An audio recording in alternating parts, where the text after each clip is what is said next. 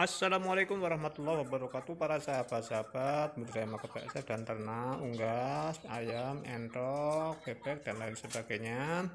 Dua jurus, wah jurus ini cuman bahasa saya saja ya, jangan bukan bahasan dalam market sebenarnya. Yang penting untuk penyampaian saja. Dua jurus agar budidaya market BSF tidak putus siklus dan hasil melimpah. Ikuti videonya sampai selesai.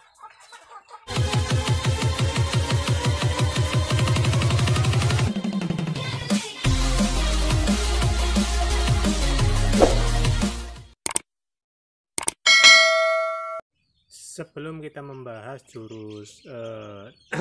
dua jurus dalam budidaya market BSF, ini bebek-bebek kita menetas lagi. Yang kemarin 250 yang mau tak besarin sebagian 100 malah sudah laku semua, malahan alhamdulillah, yang penting laku jadi duit. Jadi peternakan sering saya kali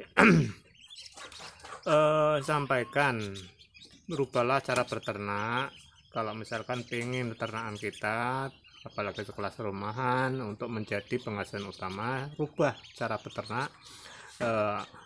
Usahakan ternak kita terpadu dengan market BSF agar pakan untuk pembesaran kita juga tidak terlalu boros untuk beli pakannya.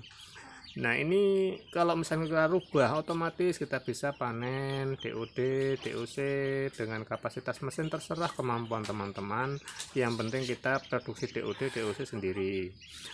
Walaupun toh beli DOD-nya atau telur BDOD-nya ini masih ketemu kalau misalkan notasnya itu di atas 70%. Ini alhamdulillah bisa lebih nih, 70% lebih notasnya ini. Karena dilihat dari yang sudah netas, keadaan yang sudah pecah itu sudah angkanya sudah luar biasa, kemungkinan bisa 80-90% mudah-mudahan. Nah, otomatis kalau udah punya mesin tetas, usahakan punya mesin tetas sendiri.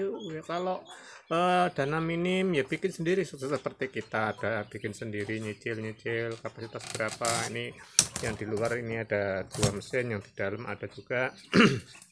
Jadi semua itu butuh proses. Jadi kalau misalkan pingin DOD, DOC, produksi sendiri, bisa jual DOC, DOD, juga bisa jual pembesarannya yang sudah gede, yang sudah 1 kilo panennya, dan sudah misalkan 2 kilo, 3 kilo. Kalau ayam potong, ayam kampung itu segala macam usia tetap laku. Mau dijual masih kecil, mau dijual sudah besar, laku. Beda dengan sejenis ayam-ayam yang mungkin jobber, pejantan dan lain sebagainya, itu kalau di pasaran kalau sudah bobot 1,5 kilo itu kurang lakunya. Ya, semua punya pasar masing-masing. Misalkan cernak ayam jobber itu pun punya pasar masing-masing, beda dengan ayam kampung. Kenapa kita kalau misalkan tidak punya modal besar, tidak punya relasi yang mau menampung, enaknya ya ternak ayam kampung, siapapun mau menerima, baik pedagang di pasar, orang-orang butuh untuk tahlil kenduran atau ingkung dan lain sebagainya. Ayo terus belajar dan belajar, kita semua belajar agar ternak terpadu kita bisa maksimal, bisa sesuai dengan target, sesuai harapan, tidak putus asa, hasil bisa maksimal, hasil bisa memuaskan. Jadi kita perlu belajar terus, kita masih belajar terus, mencari solusi, mencari formula yang pas, mencari cara yang paling ringkes, yang paling simpel untuk peternak terpadu. Bagaimana caranya, kandang yang pas terpadu bagaimana pas, yang bisa menghasilkan magotnya melimpah dengan kandang-kandang tertentu seperti ini. Kandang bebek kita ini bawahnya menjadi kolam magot, kolam magot, atasnya kandang bebek. Jadi kita jangan menyerah untuk belajar, terus belajar, jangan sampai kita menyerah, karena nanti kalau menyerah kita tidak akan paham. Karena budidaya market BSF sekali lagi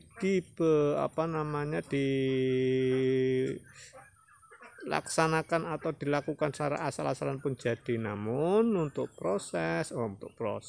menghasilkan maksimal dan target itu butuh ilmu, tidak asal-asalan.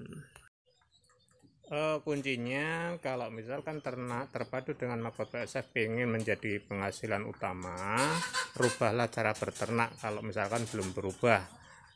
Bagaimana perubahannya atau caranya sudah saya share di video ya, cara peternak untuk penghasilan utama, lalu panen DOC sendiri dan lain sebagainya. Kembali ke jurus Makot PSF atau budaya Makot PSF agar tidak putus siklus dan hasil melimpah. Jurus yang pertama yaitu pahami semua bagian dalam siklus. Nah, dalam budaya Makot PSF itu ada beberapa siklus yang perlu dipahami. Mengapa kita harus paham ke bagian-bagian siklus tersebut? Karena semua saling berkaitan untuk menjaga siklus. Nah, siklus apa saja? Di bagian apa saja? Ya, satu itu di biobun penetasan, cara penetasan telur Makot PSF biar maksimal.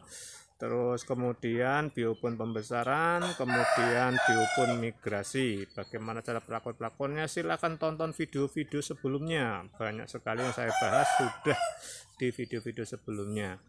Terus biobun migrasi sudah, terus kandang pupaknya, perlakuannya bagaimana, kuasai semua. Kalau misalkan sudah menguasai, sudah bisa menguasai, otomatis nantinya siklus tidak putus dan hasilnya bisa menarget atau melimpah.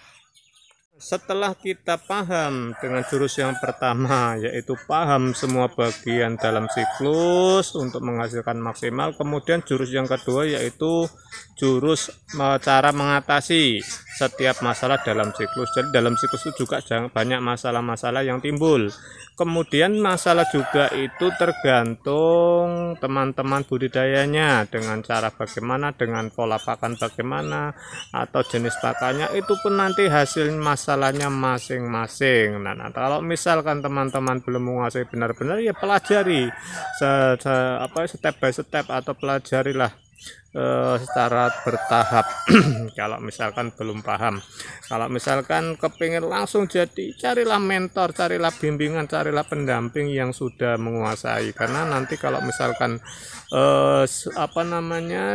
mempelajari sendiri atau mencari solusi sendiri, kalau langsung bisa ya alhamdulillah, kalau tidak bisa kerugiannya sangat banyak, yang otomatis nantinya bisa melebihi kita mencari pendamping atau membiayai pendamping. Kalau kita sudah menguasai dua jurus tersebut, yaitu jurus lagi malah ketawa sendiri saya. Jurus memahami semua bagian dalam siklus, terus mengatasi setiap masalah dalam siklus. Otomatis kalau kita sudah menguasai itu, kita tidak akan putus siklus dan kita tidak kita akan bisa menarget hasil yang melimpah atau sesuai dengan target. Nah, otomatis karena kita sudah menguasai bagian-bagian semua bagian dan bisa mengatasi masalah. Mudah-mudahan bermanfaat. Sekian, wassalamualaikum warahmatullahi wabarakatuh.